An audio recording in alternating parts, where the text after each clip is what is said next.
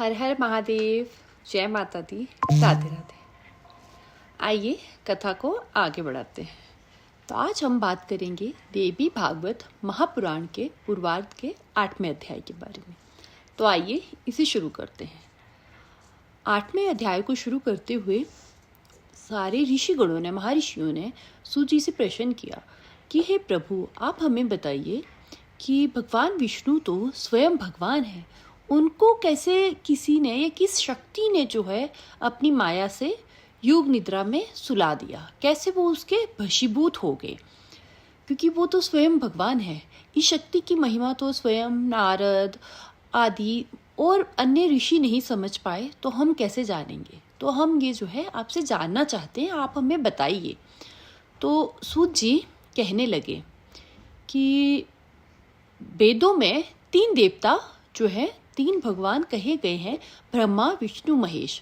ब्रह्मा जो है सृष्टि की रचना करते हैं, विष्णु जो है सृष्टि का पालन करते हैं, और महेश जो है यानी शिव जो है प्रलय काल में सृष्टि का विनाश करते हैं। पर इन तीनों को शक्ति जो है देवी स्वरूप अधा शक्ति जो है उनसे प्राप्त होती है। ब्रह्मा को रचने की शक्ति, विष्णु जी को पालन की शक्ति, और शिव जी को जो है संहार की शक्ति जो है इसी अधा शक्ति से मिलती है। ये शक्ति ही वह ऊर्जा है जो अग्नि में ताप, वायु में गति और सृष्टि में चेतना भरती है।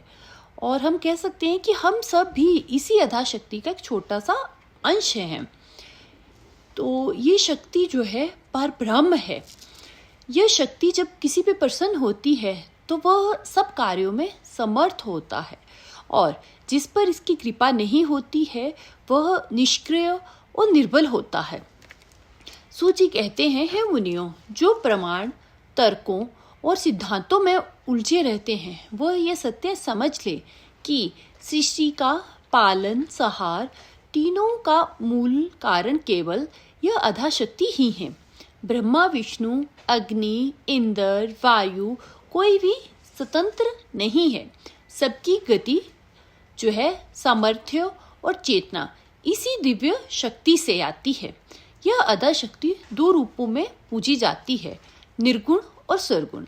निर्गुण रूप में जो है वो बिना आकार, केवल शुद्ध चेतना के रूप में अनुभव की जा सकती हैं, और सगुण रूप में जो है जैसे देवी दुर्गा, लक्ष्मी, सरस्वती के रूप में जानी जाती है। जो भक्त जो है भक्ति में लीन है वो उन्हें जो है उस रूप में देखते हैं, और जो स्थिर है, योग से स्थिर है, वो जो है निर्गुण रूप में अनुभव करते हैं। वह चैतन्य स्वरूपा है। शांति से उनका जो है हम जब मनन करते हैं, जब हमारा हृदय जो है शांत है, तो वही उन देवी का जो है घर बन जाता है, वो वहीं वास करती हैं।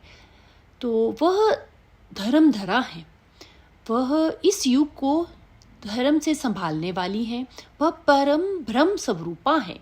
वह शक्ति जो हर कण में, स्पंदन में विद्यमान है, वह यही आदि शक्ति सृष्टि की मूल ध्वनि है।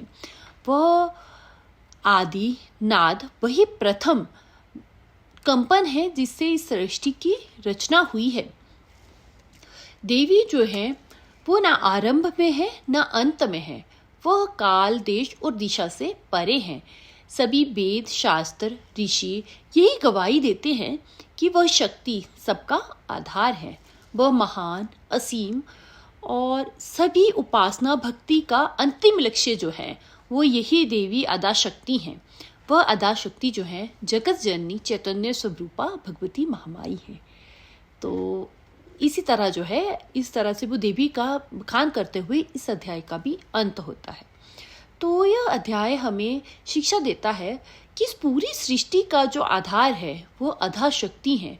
वही शक्ति है जो ब्रह्मा में सृजन करने के लिए शक्ति देती हैं, विष्णु में जो है पालन के लिए शक्ति देती हैं, और शिव में जो है संहार के लिए शक्ति देती हैं। वह शक्ति हम सबके भीतर जो है चेतना बनकर धड़कती हैं।